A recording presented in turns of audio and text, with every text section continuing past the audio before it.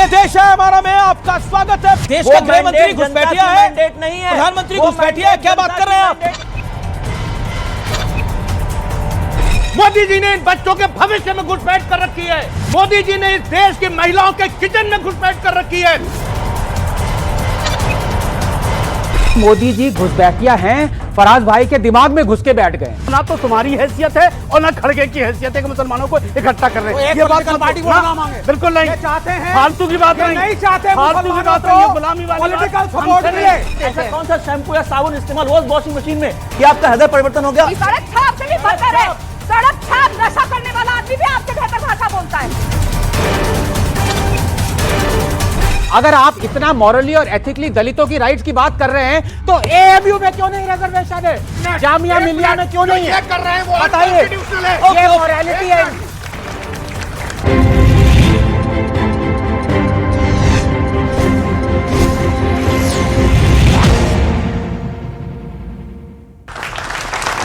नमस्कार व्यूअर्स, मैं हूं अमीश देवगन। 10 दिन बाद 23 अप्रैल को पश्चिम बंगाल में पहले राउंड की वोटिंग होगी और जैसे जैसे वोटिंग की तारीख करीब आ रही है वैसे वैसे सियासी संग्राम तेज होता जा रहा है। बीजेपी ने बंगाल की जनता से वादा किया है कि हमें सत्ता में आने दीजिए, बंगाल का हर भ्रष्टाचारी सलाखों के पीछे होगा। बीजेपी यह भी कह रही है कि बंगाल में लॉ एंड ऑर्डर के मुद्दे पर हम व्हाइट पेपर यानी श्वेत पत्र लाया जाएगा। तो ममता बनर्जी बीजेपी पर निशाना साधते हुए कह रही है बंगाल की जनता को दो मुंहे कोबरा और वाइपर सांपों से सावधान रहना होगा। इसी बीच मोहब्बत की दुकान वाली सबसे पुरानी पार्टी यानी कांग्रेस पार्टी लगातार नफरती बयान देने में जुटी हुई है। कन्हैया कुमार ने कहा है कि सबसे बड़ा घुसपैठिया गुजरात से आया है। यानी सोचिए, देश के प्रधानमंत्री के लिए किस तरह की बातें कर रही है कांग्रेस पार्टी। और बीजेपी कह रही है कि कांग्रेस गुजरात के लोगों को घुसपैठिया बता रही है। इससे पहले कांग्रेस के अध्यक्ष मल्लिकार्जुन खड़गे ने भी गुजरात और उत्तर भारत के लोगों को अनपढ़ बताया था। और आज इन्हीं तमाम मुद्दों पर होगी वीकेंड की सबसे बड़ी चर्चा। वीकेंड की सबसे बड़ी डिबेट में आपका अभिनंदन है, स्वागत है।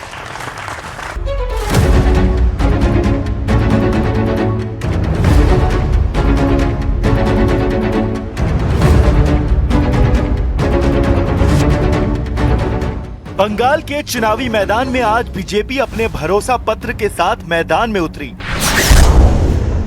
और मोर्चे पर थे खुद गृह मंत्री अमित शाह।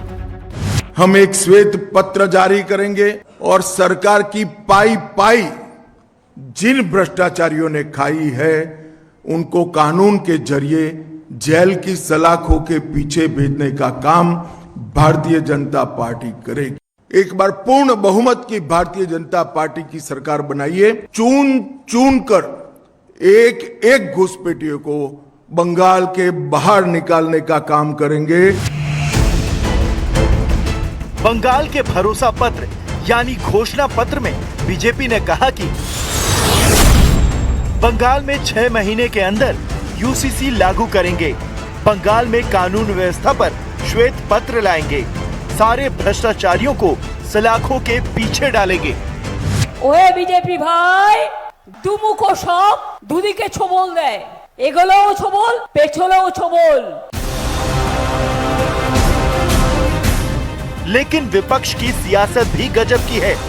शोर मचाया जाता है कि सरकार मुद्दों पर बात नहीं करती, जनता के हित से जुड़े विषय नहीं उठाए जाते। लेकिन खुद विपक्ष चुनावी सियासत में क्या कर रहा है आप खुद देख लीजिए। तो हमको मीडिया के पत्रकार ने कहा कि घुसपैठिया का मुद्दा है। हम बोले सबसे बड़ा घुसपैठिया गुजरात से आया है, हेमंता विश्व शर्मा के साथ उसको भी यहाँ से भगाने का जरूरत है। यानी कांग्रेस के कन्हैया कुमार गुजरात के लोगों को घुसपैठिया बता रहे हैं, ऐसा आरोप बीजेपी लगा रही है। इससे पहले इन्हीं की पार्टी के अध्यक्ष मल्लिकार्जुन खड़गे पर भी गुजरात के लोगों के अपमान का आरोप लगा था। साथ ही खड़गे ने बीजेपी और आरएसएस को जहरीला सांप बताया था। Modi ji, you both can fool people who are illiterate in Gujarat or in other place, but you can't fool अगर कोई इस जहरीला सांप आपके सामने से गुजर रहा है और आप नमाज भी पढ़ रहे हैं, नमाज तोड़ के उस जहरीली सांप को मारना, ये कुरान में कहा है। ये जहरीला सांप है आरएसएस और बीजेपी। इसको अगर आप नहीं मारेंगे, आप कभी बचेंगे नहीं। इस बयान पर कांग्रेस अध्यक्ष मल्लिकार्जुन खड़गे के खिलाफ शिकायत भी दर्ज हुई थी। इस बीच यूपी में एसआईआर की फाइनल लिस्ट जारी हो गई है। यूपी में अब 13 करोड़ 39 लाख से ज्यादा वोटर हैं। ड्राफ्ट लिस्ट के मुकाबले 84 लाख से अधिक मतदाता बढ़े हैं। लेकिन आज सबसे बड़ा सवाल है कि क्या बंगाल में बीजेपी की चौतरफा चढ़ाई ममता बनर्जी की मुश्किल बढ़ा सकती है? इसी पर जनता के बीच होगी देश की सबसे बड़ी बहस। देश की सबसे बड़ी चर्चा में आपका स्वागत है। मेरे साथ कौन कौन जुड़ रहा है, परिचय करा देते हैं। मेरे साथ इस चर्चा में आनंद रंगनाथन है, जाने माने राजनीतिक विश्लेषक, जोरदार तालियों से अभिनंदन है। भारतीय जनता पार्टी की ओर से राधिका खेड़ा, प्रवक्ता नेता, अश्विनी मिश्रा नेता कांग्रेस पार्टी के, फराज किदवाई साहब प्रवक्ता समाजवादी पार्टी के, विवेक श्रीवास्तव सीनियर लीडर लेफ्ट के, अंसार रजा साहब गरीब नवाज फाउंडेशन के, जिन्होंने हाल ही में एक बड़ा पत्र लिखा है, और जनता जनार्दन आपका जोरदार तालियों के साथ अभिनंदन है। और रैपिड फायर राउंड की शुरुआत करते हैं हम अश्विनी मिश्रा से। नफरत भरे बयानों से कांग्रेस को फायदा होगा या नुकसान, हाँ या ना? नफरत भरे बयान कांग्रेस पार्टी नहीं देती। कांग्रेस पार्टी मोहब्बत की दुकान चलाती है। हाँ या ना में जवाब देना है। हम नफरत भरे बयान देते नहीं है तो हम उसमें हाँ ना का जवाब क्यों दें? ठीक है, इस बार चुनाव में साबित कर दिया कि विपक्षी गठबंधन अब बिखर गया है, हाँ या ना? नहीं, विपक्षी एकता जिंदाबाद। तो कहां आप लेफ्ट, आप दिखेंगे कांग्रेस और टीएमसी अलग-अलग चुनाव लड़ रही है, आपकी अपनी बात में दम नहीं है। ओके फराज भाई, बिहार में फेल साबित हुआ एसआईआर का मुद्दा, क्या यूपी में काम आएगा आपको लगता है? देखिए, एसआईआर का मुद्दा पूरे देश में काम आएगा, क्योंकि जिस तरह से भारतीय जनता पार्टी ने इलेक्शन कमीशन को यूज करके भारत के लोकतंत्र को हैक करने की कोशिश की है, भारत के लोकतंत्र को फ्रीज करने की कोशिश की है। Sir, one liner rapid fire round है। हर पार्टी कांग्रेस से दूर भाग रही है, क्या यूपी में सपा कांग्रेस को साथ रखेगी? बिल्कुल साथ। ओके ओके, वाह वाह वाह। विवेक श्रीवास्तव, बंगाल में असली लड़ाई टीएमसी बनाम भारतीय जनता पार्टी हो गई है, बाकी सभी तीसरे और चौथे पायदान की लड़ाई लड़ रहे हैं, और आप खासतौर पर लेफ्ट। नहीं, हम तो सरकार बना रहे हैं। जीरो है अभी, आपकी जीरो है। सरकार बना रहे हैं। ओके, ऐसा मेरा विश्वास है। बंगाल में किसका शासन बेहतर है, लेफ्ट का या फिर आपकी सहयोगी इंडिया अलायंस की सहयोगी ममता दीदी का? नहीं, लेफ्ट का, कम्युनिस्ट, लाल सलाम। ओके, लाल सलाम। चलिए, यहां आपने ममता जी को छोड़ दिया, मैं राधिका खेड़ा पर आता हूं। राधिका खेड़ा, बीजेपी के लिए बंगाल की लड़ाई ज्यादा कठिन है या तमिलनाडु की? दोनों कठिन नहीं है। दोनों कठिन नहीं है। अच्छा, सरकार दोनों जगह बनेगी। अच्छा, बंगाल के एसआईआर में करीब 91 लाख 91 लाख नाम काटे गए हैं, नुकसान इसका टीएमसी को होगा या बीजेपी को? घुसपैठिया जिन्होंने भरे थे, नुकसान जाहिर सी बात उनको होगा। बांग्लादेशी कटे, आप तय कर, उधर पहले तय कर लो, अभी तो आप एक तय। Okay okay okay okay, 90 lakh को कह दें। ठीक है। अब मैं आनंद रंगनाथन से आता हूं। क्या नफरत भरे बयानों के बीच जनता के असली मुद्दे गुम हो जाते हैं? बिल्कुल, यह आप मानते हैं? बिल्कुल। अगला सवाल, बंगाल में कांग्रेस ज्यादा मजबूत दिख रही है या लेफ्ट आपको? कांग्रेस या लेफ्ट? इसका जवाब चाहिए आपको? चुपचाप लेफ्ट बोलो। इसमें देखिए, वो है कि डिपॉजिट, चुपचाप लेफ्ट बोलिए। इतनी जल्दी डिपॉजिट कौन लूज करेगा, उसमें लेफ्ट ज्यादा मजबूत दिख रही है। ओके, उसमें ज्यादा लेफ्ट मजबूत दिख रही है। अब बारी है हमारे साथ अंसार रजा की। जो मुद्दे कांग्रेस के बड़े बड़े नेता उठा रहे हैं, क्या उनसे नुकसान हो रहा है? जैसे कुरान वाला मुद्दा उठाया, उससे नुकसान हो रहा है, हाँ या ना? नहीं, मुझे लग रहा है कि खड़गे जी ने गलत बयानी की है, उनको माफी मांगनी चाहिए देश के मुसलमानों से। जी, और क्या आपको लगता है कांग्रेस वोट बैंक वाली पॉलिटिक्स करती है? तो बीजेपी भी तो वही कर रही है। ठीक है। अच्छा, अगला सवाल आपका फेवरेट सवाल है, आपके लिए बोनस क्वेश्चन है। केजरीवाल के क्या हाल चाल है आपकी राय में? देखिए, यही मंच है, आपको याद होगा, और मैंने क्या कहा था कि इस मर्तबा केजरीवाल को कि हम लुटिया डुबाएंगे, और हमने डुबाई। अब आगे बताओ इसके बाद। चलिए, अब यूपी में क्या लग रहा है आपको? यूपी में अखिलेश यादव। यूपी में अखिलेश यादव आपको दिखाई दे रहा है। मैं इस चर्चा की शुरुआत को करना चाहता हूं, और सबसे पहले मेरा पैनलिस्ट से सवाल है, आप में से नॉर्थ इंडियन कौन है? वो थम्स अप करे, हाथ खड़ा करे। नॉर्थ इंडियन कौन है आप लोगों में से? उत्तर भारतीय कौन है? सब भारतीय पहले हैं, but भारतीय ओके ओके, भारतीय हाँ उत्तर भारतीय। आप उत्तर भारतीय नहीं है अंसार रजा? जैसे मध्य भारतीय। मध्य भारतीय आप? जैसा दीपक कहते हैं, I am Indian from south. Okay, Indian from south. लेकिन आप में से अधिकतर लोग उत्तर भारतीय हैं, आप तो कम पढ़े लिखे हैं, ऐसा मैं नहीं कह रहा, मैं ऐसा बिल्कुल नहीं कह रहा। आप लोग भी उत्तर भारतीय लगभग सारे। कितने लोग हैं उत्तर भारतीय? हाथ खड़ा करें। आप लोग कम पढ़े लिखे हैं, मैं नहीं कह रहा। कांग्रेस के अध्यक्ष मल्लिकार्जुन खड़गे का बयान आया है, जाति के नाम पे वोट दे वो अनपढ़ है, चाहे उत्तर भारतीय या दक्षिण भारतीय। यहां अगर सिलेक्शन क्राइटेरिया आपका धर्म बनता है, खड़गे साहब ने ठीक कहा है, वो लोग जो सिर्फ राम और रहीम के नाम पे वोट देते हैं वो अनपढ़ हैं। अच्छा ठीक है, सीखना पड़ेगा दक्षिण भारत वो राम मतलब उत्तर भारत के लोग अनपढ़ हैं। ओके राधिका खेड़ा जी, तो राधिका खेड़ा जी आप भी उत्तर भारत से आती हैं, और अभी विवेक श्रीवास्तव ने बात बोला कि उत्तर जी जो लोग राम के नाम पर वोट करते हैं, जो लोग रहीम के नाम पर वोट करते हैं, वो अनपढ़ ही हैं जी। मुझे तो यहाँ पे वैसे सुनाई नहीं दिया कि उन्होंने बोला राम के नाम पे, रहीम के नाम पर एक चीज जो खड़गे जी ने बोली वो साफ साफ बोली कि ऐसा कुरान कहती है कि जब आप नमाज पढ़ रहे हो और सांप आ जाए तो आप सांप को मारे, और आरएसएस और बीजेपी वो सांप है।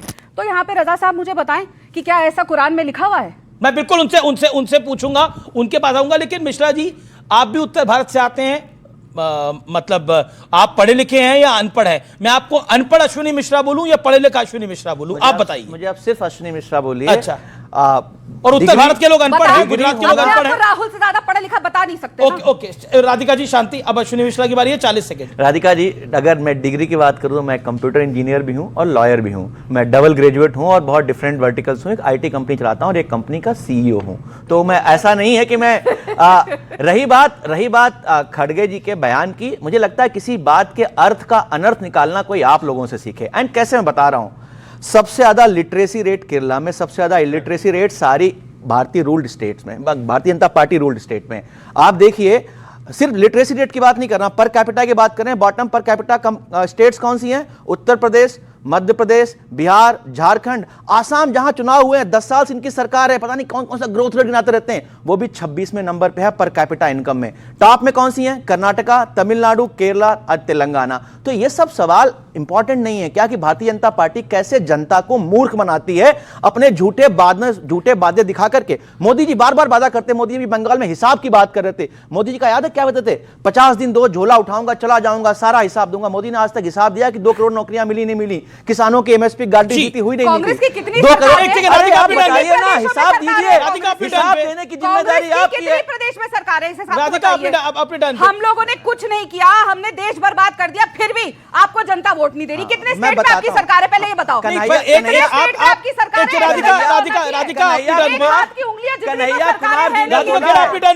कन्हैया कुमार जी ने बोला है कि राधिका खेड़ा अपनी टर्न पे, ये मोदी जी और अमित शाह को घुसपैठिया क्यों बोला गया? क्योंकि इन्होंने चुनाव चोरी करके पार्लियामेंट में घुसपैठ की हुई है। देश का गृह मंत्री घुसपैठिया है, मैंडेट नहीं है, प्रधानमंत्री घुसपैठिया है। क्या बात कर रहे हैं आप एग्री करते हैं इस बात से?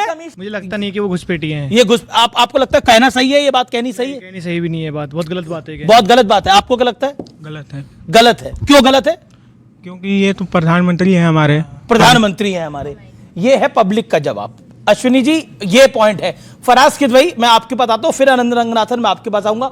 फराज किदवई साहब, देश के प्रधानमंत्री को घुसपैठिया बोलेंगे और उसके बाद लगेगा आप विपक्ष चुनाव जीत जाएगा। बीजेपी ने घोषणा पत्र अपना दिया है, अपनी बातें कही हैं कि हम क्या कर सकते हैं नया।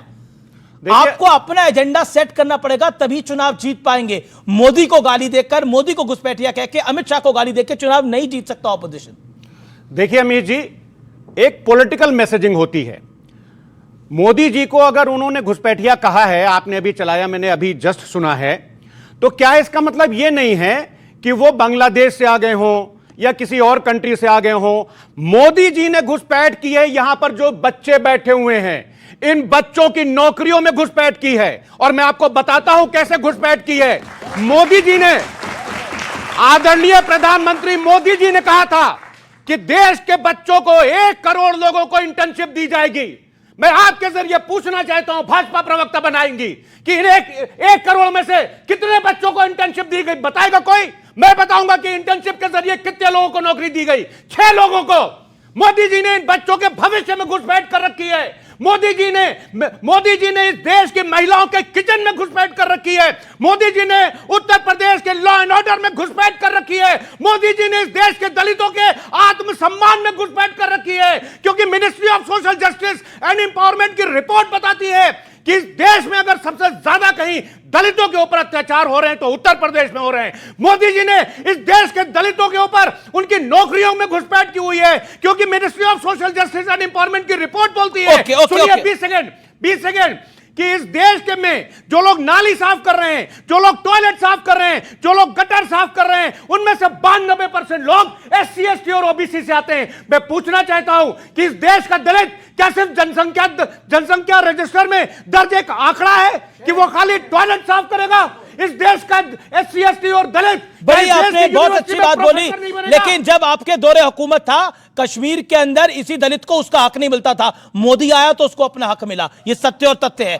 चेक कर लीजिएगा। दूसरा पॉइंट अब क्योंकि बड़ी बड़ी बातें की गई, चुनावी शोर है, किसका जोर है? बीजेपी अपना घोषणा पत्र लेकर आई है।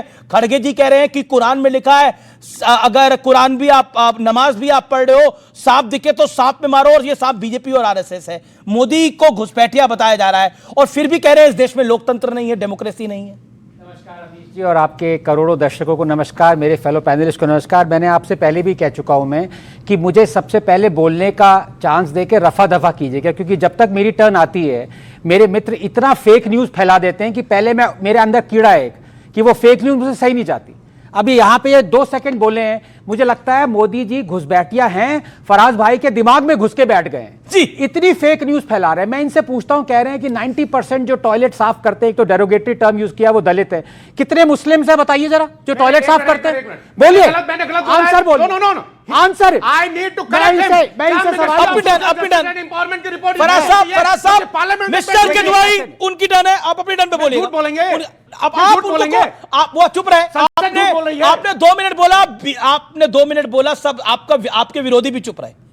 इसमें वही डायलॉग मारूंगा, कांप कहां रहे हो? अब आप बता रहे हैं, अगर आप परसेंटेज बता रहे हैं दलित की जो टॉयलेट क्लीन कर रहे हैं, तो परसेंटेज बताइए मुसलमानों की, अपने मुसलमान भाइयों की जो टॉयलेट क्लीन करते हैं। वो हिम्मत नहीं है बताने की, लेकिन झूठ बोलेंगे। अब जैसे ये, अब सुनिए एक बार, अश्विनी जी कह रहे हैं कि देखिए GSDP पर कैपिटा सबसे पुअरेस्ट बीजेपी के जो स्टेट्स हैं वो पुअरेस्ट है। टॉप 3 GDP पर कैपिटा में बीजेपी रूल स्टेट्स हैं और NDA अलायंस है। इनको पता भी नहीं होगा। गोवा नंबर 1, सिक्किम नंबर 2 और 3rd कौन सा आता है मैं इनसे पूछूं तो ये वो भी नहीं बता पाएंगे, जहां पे आज है दिल्ली में। तो इनको अब देखिए, उत्तर भारत का फिर भी कोई नहीं है सर। अब देख दिल्ली पता नहीं कौन से भारत में है, आपको पता नहीं है? दिल्ली कौन से बीजिंग के पास है और आप नेता हैं। दिल्ली बीजिंग के पास। दिल्ली तो राजधानी टेरिटरी है। देखिए शांति की बात हो रही है।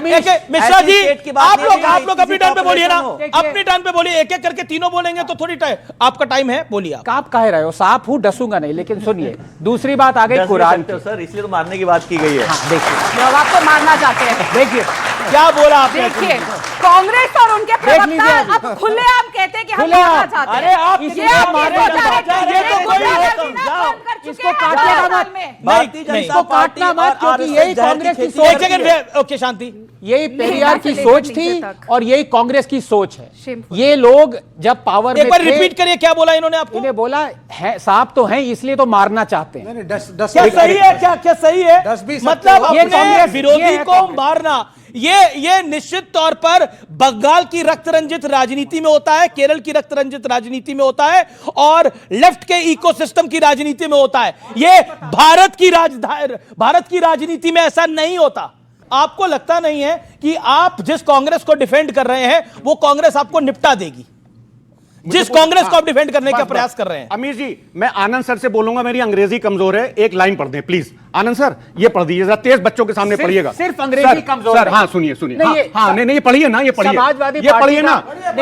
ये पढ़ क्यों नहीं रहे? ये पढ़ क्यों नहीं रहे? इन्होंने बोला मैं झूठ बोल रहा हूं ना। इसमें मैंने ये नहीं कहा मैं झूठ बोल रहा हूं ना। एक सेकंड, अपनी जगह पे आइए। अमीर जी आप पढ़िए प्लीज, अपनी जगह पे आ जाइए। आपसे रिक्वेस्ट है, पढ़िए, तेज पढ़िए। हाँ, ये आपने AI से कुछ निकाला है? AI से नहीं, हिंदुस्तान टाइम्स। मैं जो पढ़ पा रहा हूं तो बोल रहा हूं, आपने एआई की समरी निकाली है और उस समरी के अंदर ये 2024 18 दिसंबर को किसी लेफ्टिस्ट ने एक आर्टिकल लिखा हुआ है, उस आर्टिकल की हेडलाइन आप पढ़ रहे हैं। ओके, आपने जो बोला मैंने पढ़ा, आपने एक लेफ्टिस्ट की हेडलाइन निकाली और आप उसको बताने की कोशिश कर रहे हैं। ओके, देखिए दिखाने की कोशिश करें कि 92% सैनिटेशन वर्कर्स जो है। मुझे आंसर देने दीजिए। इन्होंने मुझसे कहा कि मैं झूठ बोल रहा हूं। आंसर देने दो। इन्होंने कहा, सवाल आपने पूछा, जवाब वो देंगे। सर नहीं, मुझे मेरा जवाब नहीं हुआ। आज सवाल भी आप पूछेंगे, जवाब भी आप देंगे। देखिए तो मैं निकलता हूं यहां से, फिर बोल रहा हूं। अरे भाई, इन्होंने बोला मैं झूठ बोल रहा हूं। बच्चों तुम लोग चेक करना। अगर ये मैं आपको डेट बता रहा हूं, 18 दिसंबर 2024 को हिंदुस्तान टाइम्स ने छापा है, पार्लियामेंट में रिपोर्ट पेश की गई है। अगर मैं गलत हुआ तो इनको पैर पकड़ करके माफी मांगूंगा, वरना इनसे कहिए डिबेट छोड़ के जाएं। वरना कहिए डिबेट छोड़ के जाएं। बच्चों तुम लोग चेक करो। ठीक है चेक करो साहब, आपने अपनी बात को रखा, कम से कम मेहमान लोग ताली ना बजाएं। ओके, देखिए ये चौथी बार चैलेंज कर रहे हैं, पिछली बार भी मुंह की खा चुके हैं, तो ये मेरे बड़े भाई हैं, मैं इनको माफ करता हूं। अरे आप झूठ बोल रहे हैं साहब, ये गलत है। आप अपनी बात सुनेंगे, आप सुनेंगे। मैंने इनसे क्या पूछा, मैं रिपीट करूं, कितने % मुस्लिम्स हैं, क्योंकि ये सिलेक्टिवली निकाल रहे थे ना कि दलित हैं, प्रताड़ित। देखिए सरकार क्या कर रही है, आप बताइए आपकी कम्युनिटी, मुस्लिम कम्युनिटी के कितने % जो सैनिटरी क्लीनर्स हैं? जवाब दो, हिम्मत है, वरना अपॉलोजाइज दो। हिंदू कभी ठाकुर, कभी बनिया, कभी ब्राह्मण, कभी राजपूत, कभी शेड्यूल कास्ट, कभी दलित, कभी महादलित, सब कुछ बांटते हो। मुसलमान में क्या है बताइए? हो गया, बताओ, बताइए। मैं बोल रहा हूं, बताइए। अरे बताने तो दोगे भाई। आपकी एक्टिंग कर रहा हूं। मैं बोल रहा हूं, मैं बोल रहा हूं कि आदरणीय गृह मंत्री जी अगर मेरी बात सुन रहे हो। आंसर नहीं कर रहे। अरे सर आंसर कर रहा हूं मैं। परसेंटेज बताओ। अरे सर बता रहा हूं ना, 30, 40, अगली बार 60, 70, अगली बार कितने % है बताइए? कितने % बताओ, % बताओ। हाँ बोले दीजिए। एक सेकेंड। ओके आनंद जी, अगली बार जब ministry of social justice and empowerment की रिपोर्ट पार्लियामेंट में पेश की जाए तो उसमें मुसलमानों का डेटा डाला जाए। अच्छा, पता क्यों नहीं डाला गया डेटा? नहीं देख लीजिए। ना गलत बात। कॉन्स्टिट्यूशनली बीजेपी ने एक भी एंगल नहीं हटाया है जहां पे दलितों को पहले से कम राइट्स मिले। ये मैं बोल रहा हूं, सीट्स भरी भी जा रही है, इसमें गवर्नमेंट का कोई कसूर नहीं है। नंबर 2, अगर आप इतना मॉरली और एथिकली दलितों की राइट्स की बात कर रहे हैं तो एएमयू में क्यों नहीं रिजर्वेशन है? बताइए। पर कॉन्स्टिट्यूशन नहीं है, कॉन्स्टिट्यूशन नहीं है। वहां पर सडनली कॉन्स्टिट्यूशन आ गया कि अब माइनॉरिटी हैं तो हम दलितों का ख्याल नहीं रखेंगे। है जामिया मिलिया में, जामिया मिलिया में क्यों नहीं है? कर रहे हैं वो बताइए। ये मॉरलिटी है इनकी, ये जो कर रहे हैं वो ये मॉरलिटी। अनकॉन्स्टिट्यूशनल है जो ये कर रहे हैं। फराज भाई मैं दूंगा। अच्छा एक 10 सेकेंड। अगर कोई मॉरली और एथिकली माना जाता है तो वो कहता है कोई भी सरकमस्टेंस हो, जो मेरे दिल की बात है, जो सच है, मैं वो दूंगा। यहां पे माइनॉरिटी का कॉन्स्टिट्यूशन का ढोल लेके ये दलितों को 1% भी रिजर्वेशन। ये देखिए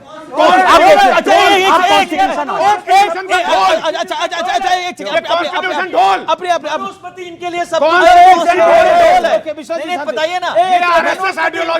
अच्छा एक सेकेंड शांति। Audios down. ओके सर पानी गिर जाएगा, ध्यान से। Audios down. ओके ऑडियो मन कर रहा है, कॉन्स्टिट्यूशन को ढोल बता रहे हैं। किस पे पानी फेंकने का मन कर रहा है? कॉन्स्टिट्यूशन को ढोल बता रहे हैं। आपके लिए पानी फेंकने का मन कर रहा है किसके ऊपर? ये क्या बात है भाई? ये क्या बात है? नहीं, ये गलत है, ये गलत है, ये गलत है। ये आई ऑब्जेक्ट टू इट। किसी पे पानी फेंकना सही बात नहीं है। Never try this. Never try this. Vivek पहले वो एक मेटाफर था और हमारा एक सेकंड मैं आपके पास आता हूं। आपने बोला दलितों के साथ इतना खराब हो रहा है, तो कश्मीर में जब तक 370 हटा नहीं था तब तक कश्मीर में दलितों के साथ गलत हो रहा था, हाँ या ना? अब सुनिए। नहीं अब हाँ ना बोलिए। सर सुनिए। नहीं आप नहीं बोलने वाले। आपको गलत है, आपको गलत है। नहीं बोल रहे ना, अब बोलिए ना। मैं बोल रहा हूं जो चीज संविधान के खिलाफ हो रही है वो गलत है। ओके यही बात है।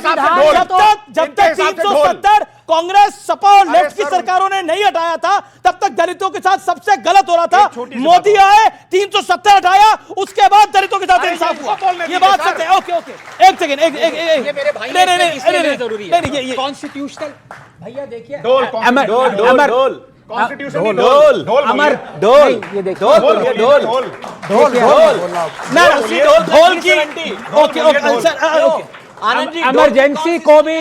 इमरजेंसी को भी रेटिफाइड किया था ना, इमरजेंसी को भी, तो आर दे प्रो इमरजेंसी? ये इनका झूठा चेहरा है।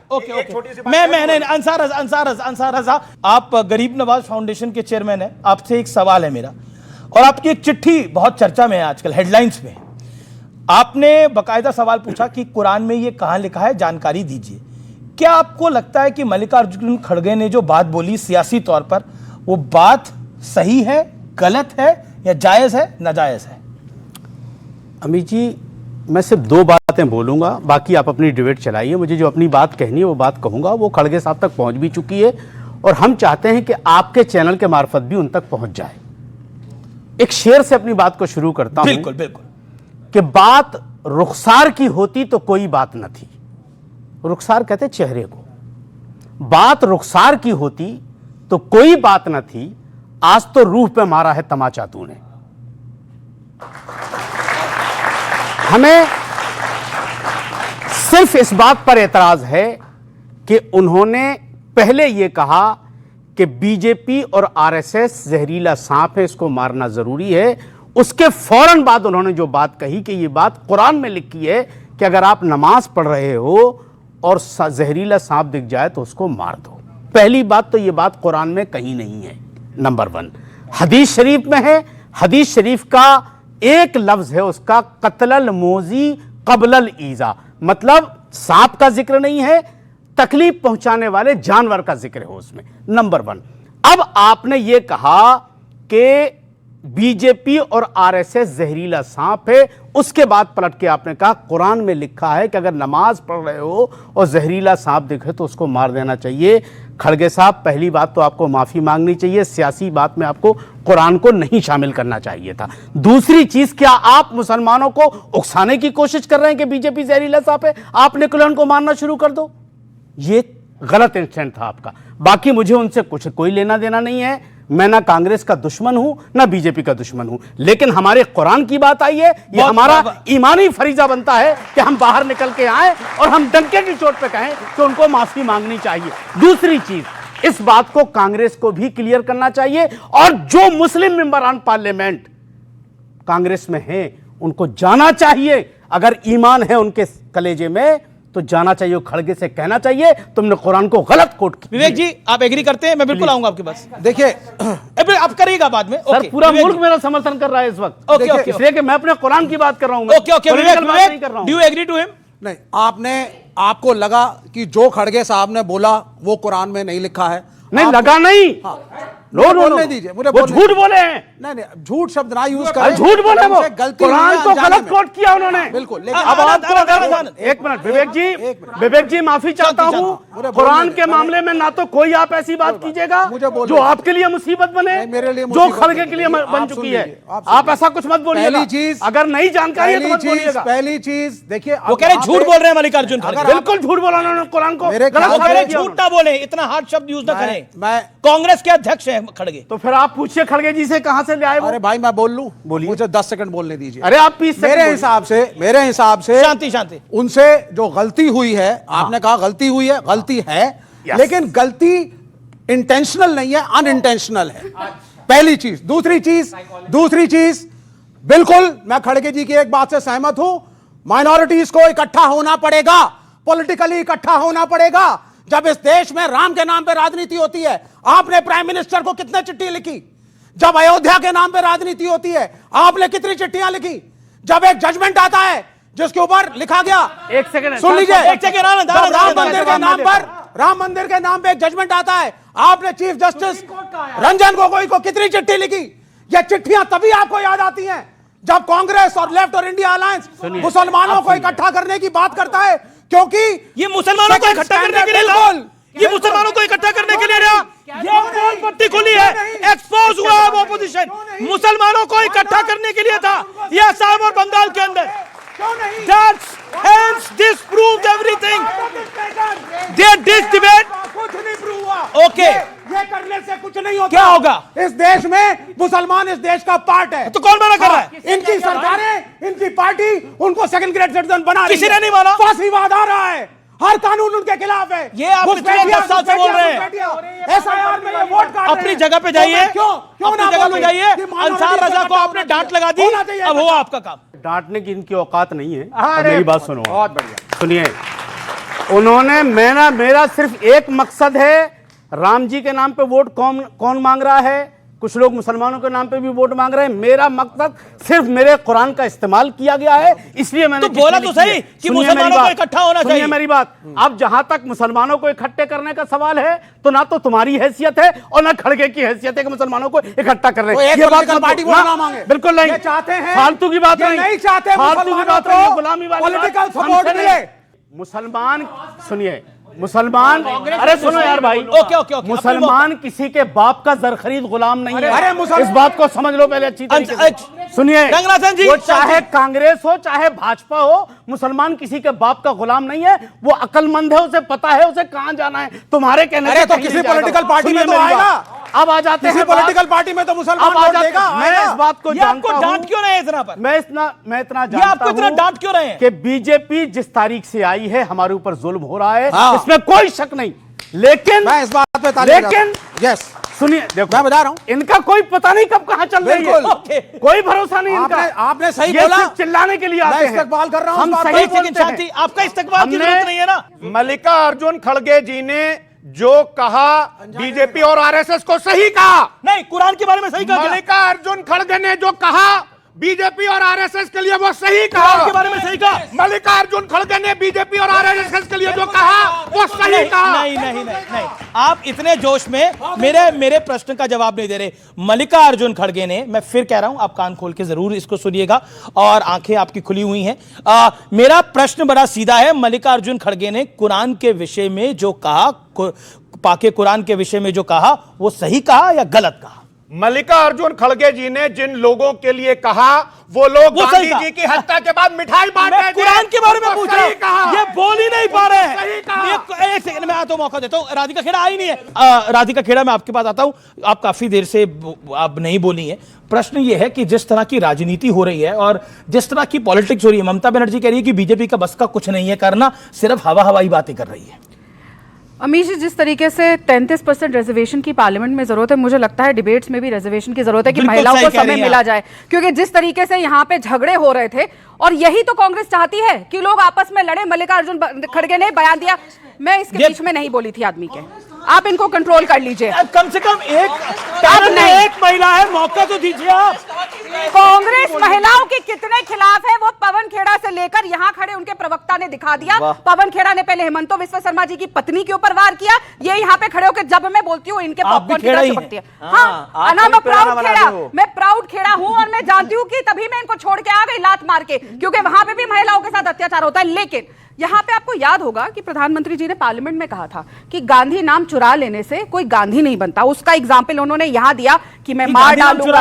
ऑफ कोर्स, अब आप बताइए, राहुल गांधी कहते हैं कि मैं दत्तात्रेय ब्राह्मण हूं। गांधी जी ब्राह्मण तो नहीं थे, जहां तक मुझे पता है गांधी जी बनिया थे। और अगर उनके ग्रैंडफादर को गांधी जी ने अडॉप्ट किया है तो टेक्निकली वो भी महात्मा गांधी और राहुल गांधी का क्या रिलेशन है? राहुल गांधी कहते तो है कि वो मेरे परदादा लगे ना, क्योंकि उनके दादा को अडॉप्ट किया था। नाम तभी तो गांधी है ना। तो गांधी जी का नाम चुराने वाले गांधी जी की पार्टी, मतलब ये नई पॉलिसी आ गई है। मिसकोट नहीं, ये रियलिटी है। वो आज मारने की धमकी दे रहे हैं, पानी इतनी हिंसा, विच इज अनएक्सेप्टेबल। और यही बात सामने मल्लिकार्जुन खड़गे ने कही कि मार डालो, उनके लोग आज यहाँ पे कह रहे हैं। दूसरी बात, यहाँ पे फिरोज कज़ाई बड़ी बड़ी बातें कर रहे हैं, मैं इसको कोट करूंगा, मैं उसको, हाँ मेरे को जानना ही नहीं, मेरे को जानना ही नहीं। जो इस तरीके की मारने की धमकी देते हैं, चिल्लाते हैं, सोचते हैं कि वो आवाज दबा देंगे और किसी को भी मार देंगे, उनका नाम भी नहीं याद रखने की समझती। ये बार बार कहते हैं कि मैं, अरे बोलते रहो, चलाते रहो, टूटी चोर के प्रवक्ता से मुझे कुछ सर्टिफिकेट नहीं चाहिए। इन्होंने एक मिसकोट किया, बड़े बार बोलते हैं कि पार्लियामेंट में ये डेटा है, वो डेटा है। कहते हैं इंटर्नशिप कांग्रेस मोदी जी ने प्रॉमिस करी और नहीं दी।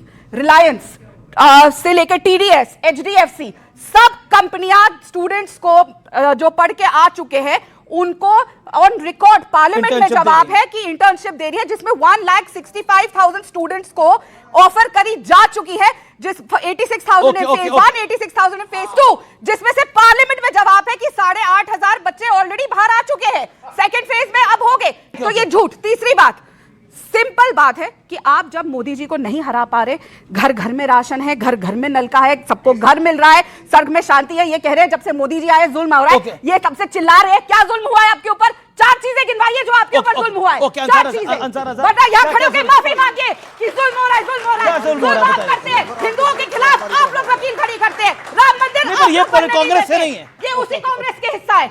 नहीं कांग्रेस हो गई। अब तब से चिल्लाए जा रहे हैं सब कि मुसलमान को ये कर दिया, वो कर दिया। कांग्रेस खड़ी करती है हिंदुओं के खिलाफ इतने सारे वकील की राम मंदिर ना बने। सोनिया गांधी कहती है राम जी का, अरे इनका कोई कपिल सिब्बल से लेना देना नहीं है। और कौन ये छोड़िए, खड़गे साहब कहते हैं कुरान में लिखा है कि मार डालो, ना वो आपके हैं ना हिंदुओं के, वो सिर्फ पैसे के हैं। ओके, जवाब हो गया। अब जुल्म के जहां तक सवाल है तो मैं आपको एक तरफ से गिनवाता हूं, मैं आहिस्ता से कह रहा हूं कि देखिए इसमें कोई शक नहीं है कि हमारी जबरदस्ती मस्जिदें गिराई जा रही हैं, हमारे इलाकों को घेर करके मुसलमानों को मारा जा रहा है और हमसे नफरत। हाँ एक मिनट बोलना तो बिल्कुल अभी बोलना तो इतना बड़ा बयान कि मस्जिदों को लोगों मुसलमानों को घेर के मारा जा रहा है। आपने हिंदू को मारा उत्तम नगर में, मुंह मत खुलवाइए बार बार। मैं एक एक करके पॉलिटिकल विषय पर आता हूं। देखिए बहुत ज्यादा हम इधर उधर जा रहे हैं। बंगाल में कांग्रेस कहां खड़ी है? चलिए लेफ्ट तो 0 पर खड़ी है, कांग्रेस भी 0 पर खड़ी है, बीजेपी की लड़ाई है। बंगाल में कांग्रेस कहां खड़ी है? पहले मैं राधिका जी के एलिगेशन का जवाब दूंगा। एक स्टेटमेंट है कि ये जितने भी हरे लोग होते हैं ये सांप की तरह होते हैं, इनको हरे सांप होते हैं, इनको जहां भी देखो मार दो। आनंद जी हरा हुआ पहने थे, इसलिए मैंने बोला ये स्टेटमेंट किसका है? आधे घंटे बाद ये स्टेटमेंट किसका है बच्चों? ये इनके नेता हैं, इनके नेता हैं राणे, महाराष्ट्र के नीतीश राणे, उनका स्टेटमेंट है। मंत्री हैं भारतीय जनता पार्टी में कि सारे हरे सांपों को मार देना चाहिए। मैंने उस कॉन्टेक्स्ट में बोला कि आपके नेता बोलते हैं मार दो। रही बात खड़गे जी के बयान की, खड़गे जी के बयान मैं कॉन्टेक्स्ट देता हूं। ऋग्वेद में भी लिखा हुआ है कि इंद्र ने विष को मारा, उसका तात्पर्य है कि जहां कहीं भी समाज में कोई विषधर हो, समाज में कोई विषधर हो, उसको हमको मार देना चाहिए। और यह विष का ही अंजाम है कि मोदी जी नागपुर की हुई खेती में इतना मगन हो गए कि इजराइल में जाके नागिन डांस तक करके आए। एक आदमी यहाँ पे खड़े होके कभी मारने की धमकी देता है, कभी पानी फेंकने की धमकी देता है, प्रधानमंत्री डांस करता है। ये तरीका नहीं है, ये गलत नहीं है। This is not acceptable. मेरे देश के प्रधानमंत्री आपको वोट नहीं देना मत दो, लेकिन आप है आप कौन हो? आपको तो कांग्रेस वॉशिंग मशीन में पता नहीं कैसे धुल गई। आप कौन हो? I don't need your acceptance. आप क्या बदतमीजी है? अच्छा आप बता दीजिए कौन सी डांस फॉर्म करने गए थे? मेरे बारे में जो मर्जी बोलिए, महिला को बदनाम करिए, जो मर्जी बोलिए, लेकिन मेरे देश के प्रधानमंत्री के लिए चाहे वो कोई भी हो, चाहे मेरी पार्टी का हो या किसी पार्टी का हो, मैं बर्दाश्त नहीं करूंगी। और मैं ये साफ तौर पे कह रही हूँ, and I refuse to join any debate with you starting from now. ये इज नॉट एक्सेप्टेबल। मेरे देश का संविधान ये हक नहीं देता है कि मेरे देश के प्रधानमंत्री के लिए इस तरीके की भाषा। नहीं देख जो आपने आप देखिए, आप कुरान के मामले में आप बोलने आए थे, आप प्रधानमंत्री के लिए इतने खराब शब्द को आपने इस्तेमाल, ये इससे खराब शब्द क्या होंगे? और क्या सवाल है? मेरा सवाल फराज सर से है।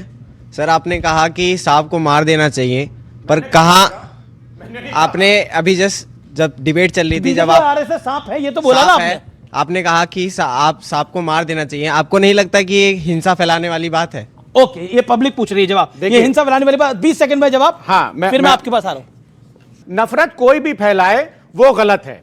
शुभेंदु अधिकारी ने बच्चे तुम्हें पता है क्या बोला है कि अगर कोई मुसलमान विधायक बंगाल में इलेक्शन जीत गया तो उसको विधानसभा से उठा करके फेंक देंगे। सवाल आपसे है, पर सर मैं ही बता रहा हूं, मैं बोल रहा हूं गलत है जो नफरत फैला रहे हैं, लेकिन शुभेंदु अधिकारी आप फैला रहे हैं, आप गलत है। जो मोस्ट प्रोबेबली वहां के मुख्यमंत्री हो सकते हैं अगर जीत गए तो। अगर जीत गए मतलब आप मान रहे हैं बंगाल में बीजेपी जीत रही है? ओके, आप मान रहे हैं बंगाल में बीजेपी जीत रही है? मैं बोल रहा हूं कि अगर जीत गए तो फेस है उनका वो। ये तो मान रहे हैं, तो बधाई हो आपको। अब तो ऑपोजिशन ही मान रहा है कि बंगाल में बीजेपी जीत रही है। ओके बिल्कुल, मैं आपको बता दूं सवाल पब्लिक। ओके, क्या सवाल है? मेरा सवाल मैम आपसे है। आपने अभी थोड़ी देर पहले कहा कि बीजेपी की सरकार यानी मोदी जी हर घर में दे रहे, राशन दे रहे, नलका दे रहे, तो ऐसी स्थिति बन ही क्यों रही है कि हम राशन पे डिपेंड रहे हैं? थैंक यू इस सवाल के लिए। मैं उम्मीद करती हूँ अमीश जी, ये बहुत अच्छा सवाल है। इस देश में 60 साल से ज्यादा जो सरकार रही है कांग्रेस पार्टी की, उसकी आप कमी कहिए या दूरदर्शी सोच नहीं थी कि इतने हिस्से इस देश में ऐसे थे जहां बेसिक लाइट नहीं थी। आप दिल्ली में रहती है, आपके पास मोबाइल फोन है, इजीली टेलीविजन है, पर देश के ऐसे कोने थे और बहुत 30% से ज्यादा जहां बिजली नहीं था। दिल्ली में भी ऐसे जगह थे जहां पे घर में पानी नहीं था, खाना तो इतनी बेरोजगारी थी क्योंकि जब राजीव गांधी 1 रुपया दिल्ली भेजते थे तो 10 पैसा आ जाता था। आज हमारी सरकार ने सबको, अभी जी प्लीज कंप्लीट करने दीजिए, इट्स वेरी इंपॉर्टेंट। आज हर घर में राशन जो नहीं अफोर्ड कर पा रहे, ताकि हमारी प्राथमिकता है कि सबसे पहले आपका पेट भरे, क्योंकि भूखे पेट भजन भी नहीं होता। मैम आपसे मेरा सवाल है कि आपने बोला हम पेट भर रहे हैं राशन देके, तो आप इस काबिल क्यों नहीं बना रहे कि बेरोजगार लेके खुद का पेट वो खुद भर सके? आप तो अपनी सारी गलतियों पे पर्दा डाल रहे हैं ना, ये बोल। अच्छा सवाल जी, हम 2 करोड़ जॉब। अब अमीर जी जवाब देने दीजिएगा, सारे सवाल मेरे लिए आ रहे क्योंकि उम्मीद भी हम ही से है। जिनसे उम्मीद नहीं होती उनसे सवाल भी नहीं पूछे जाते, जिनसे उम्मीद नहीं होती उनसे सवाल भी नहीं होते, क्योंकि पता है आपने एक बात बोली कि नौकरी हम बिल्कुल कर रहे हैं, चाहे बच्चों को रोजगार देना हो, महिलाओं के लिए नए सशक्त तरीके से काम करना हो, बहुत सारी ड्रोन दीदी योजना, किसानों के लिए नई स्कीम, स्टूडेंट्स के लिए नई स्कीम। लेकिन इतनी बेरोजगारी थी, हम ये नहीं कर सकते कि जब तक हम रोजगार की अपॉर्चुनिटीज क्रिएट करेंगे तब तक हमारे लोग भूखे सोए। अंसार के पास आ रहा हूं, ऐसा नहीं होता। एक सेकंड शांति। राधिका जी बहुत बहुत शुक्रिया आपका, आपने सब कुछ बताया।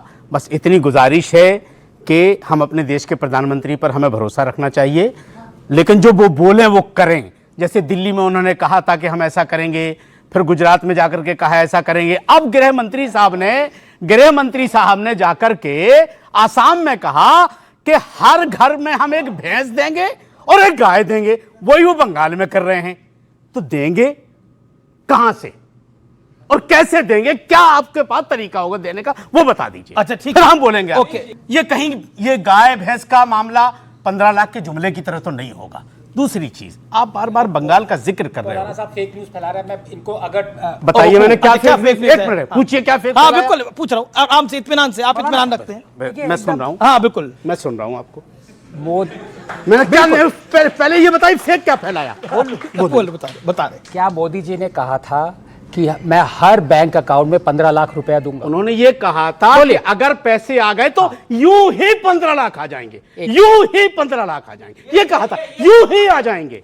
अच्छा ठीक, यूं ही आ जाएंगे। अच्छा ठीक है, ये कहा था। अच्छा मिश्रा जी, भ्रष्टाचार मुक्त भारत बनेगा। अच्छा ठीक है, अब ये मिश्रा जी शांति बोलिए, मिश्रा जी मिली, ओके बोलिए, किसानों को एमएसपी की गारंटी मिलेगी। किसानों की क्या हुआ, क्या कर रहे हैं आप अपना माल कौन सा बेच रहे हैं? बिक ही नहीं रहा जो। सबका विकास हुआ। अरे कांग्रेस का माल नहीं बिक रहा भाई, पब्लिक नहीं खरीद रही।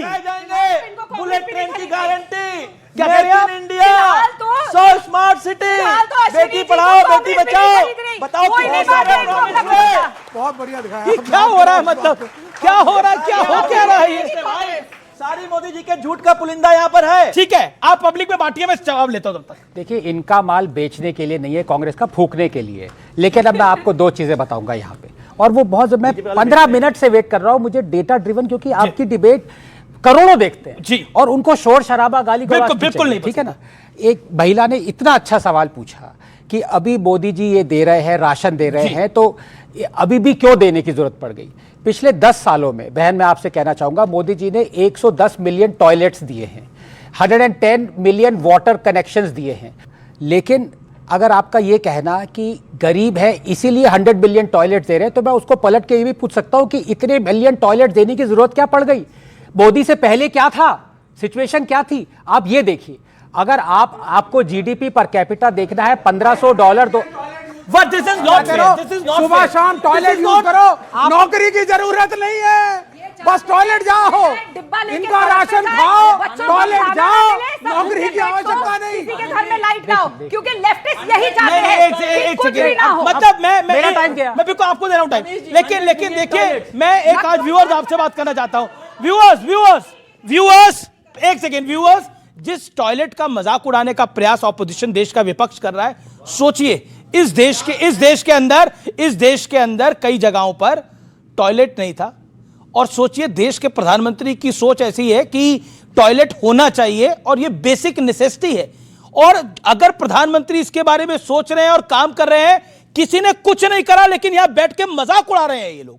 ये मजाक उड़ा रहे हैं उस बात का कि टॉयलेट बना दिए, क्या बड़ी बात हो गई, लोगों को नौकरी कैसे मिलेगी। अरे बेसिक नेसेसिटी नहीं दे सकते तो नौकरी की बात करिएगा बाद में, हल्ला मत करिए। आप लोग एक्सपोज हो चुके हैं, चुनाव पे चुनाव हार रहे हैं, निरंतर हार रहे हैं, और आप लोग जेएनयू के गंगा ढाबे के आगे नहीं है, जेएनयू के गंगा ढाबे के आगे नहीं है, और बड़ी बड़ी बातें करते हैं आप लोग। क्या है आपका? ठीक है, ओके, विवेक, नो वन एल्स, विवेक, आप बंगाल में कितने साल राज करा आप लोगों ने? हमने 35 साल राज करा बंगाल में। आज आपकी कितनी विधानसभा सीट है, जनता को बताइए। हम तो सरकार बनाने जा रहे हैं। आज कितनी सीटें? सरकार बनाने जा रहे हैं। आज कितनी हम सीटें? तो सरकार बनाने जा रहे हैं। जीरो। एक सेकंड सुनिए, बंगाल में आपकी कितनी सीटें हैं विधानसभा में?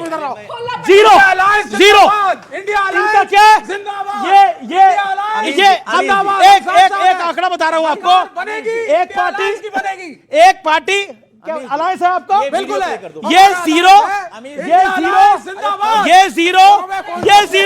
3 जीरो, 0 प्लस 0 कितना होता है? 0 प्लस 0 कितना होता है? अगर 0 के साथ 0 को जमा करें तो कितना होगा? 0 ही होगा ना। तो ये है हालत, और ये लड़ाई लड़ने चल रहे हैं बंगाल की। अब मैं अंसार रजा, मैंने प्रचार नहीं, फैक्ट बोला है, फैक्ट बोला है।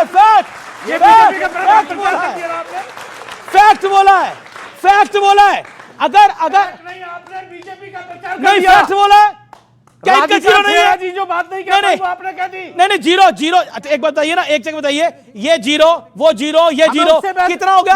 बताइए ना, बताइए। कभी बीजेपी 2 हुआ करती थी, पब्लिक है। हाँ, बिल्कुल सही बात है, बिल्कुल सही बात है, बिल्कुल सही बात है, लेकिन उसके लिए मेहनत करनी पड़ती है। नहीं, बिल्कुल उसके लिए मेहनत करनी पड़ती है। ऊपर से ओके, राधिका गेड़ा ये नीचे वो कह रहे हैं कि हम सब एक होंगे, मोदी को हराएंगे। हो ही रहे 11 साल 2029 में हमारी सरकार। अच्छा हो गया आपकी। अभी तक तो ये आपस में ही गाली गलौज करते हैं। मैडम आप हमारी पार्टी में आ जाना, हम अभी से आपको बुला रहे हैं। आपकी पार्टी इसके बाद है भी। लूज कर रहा हो तो चले जाना, डिपॉजिट लूज कर रहा हो। पहली बात अमीश जी, मेरा ये मानना है कि जब किसी के पास कोई राजनीतिक जवाब नहीं रह जाते, कोई भी ऐसा मुद्दा डेटा नहीं रह जाता, तो वो किसी के ऊपर व्यक्तिगत हमला करने लग जाते हैं। अब ब्रेकअप हुए हुए 2.5 साल हो गए, लेकिन ये अभी भी ये छोड़ के चली गई, भैया गेट ओवर मी, मैं जा चुकी हूं तो मैं भूल चुकी हूं, फॉरगेट इट। अरे भैया झूठ बोलती थी, अब बताइए, पहले झूठ बोलती थी आप। अच्छा, ये बताते बोलती थी। इसका भी जवाब आपका हृदय परिवर्तन हुआ 2.5 साल पहले ही। इसका भी जवाब देते हैं। ऐसा कौन सा शैम्पू या साबुन इस्तेमाल हुआ वॉशिंग मशीन में कि आपका हृदय परिवर्तन हो गया? अब आप सच बोल रही हैं। ये कैसा माना जाएगा कि अब आप सच बोल रही हैं, पहले आप झूठ बोलती थी? ये कौन सी बात हुई? इनको ये जानने का बहुत शौक है कि एक महिला कौन सा शैम्पू और साबुन इस्तेमाल करती है। बाहर चलो, देश की लड़कियां बताएंगी फीड के चप्पल से कि कौन सा साबुन और शैम्पू बदतमीजी है। वॉशिंग मशीन में धुलाया कि हेमंत बिश्व शर्मा सबसे करप्ट था, भाजपा में। अच्छा, मेरा कुछ चीजें होती हैं जो अवॉइडेबल होती हैं।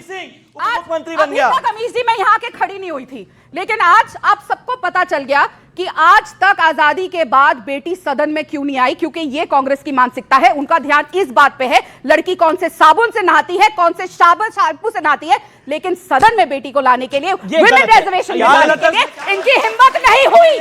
कुछ भी बोल रही है, गलत है। सदन में नहीं, देखिए, मेरा मानना है फेलो पैनलिस्ट है, एहतराम रखिए। राधिका खेड़ा बखेड़ा मत करिए, अखड़ा करिए। तमीज से मेरे नाम का नाम लीजिए। एक सेकंड, एक अश्विनी शांति। ओके, कैसे सड़क छाप लोगों को बिठा लेते हैं? अंसार रजा तमीज नहीं है बात करने की। आप गलत। अरे सड़क छाप से भी बदतर है। सड़क छाप नशा करने वाला आदमी भी आपसे बेहतर भाषा बोलता है। मिश्रा, ये सेल्फ गोल हुआ है, ये सेल्फ गोल करा आपने, ये आपकी है, और आई ऑब्जेक्ट टू इट, और मुझे नहीं लगता कोई पैनलिस्ट इसको सपोर्ट करेगा।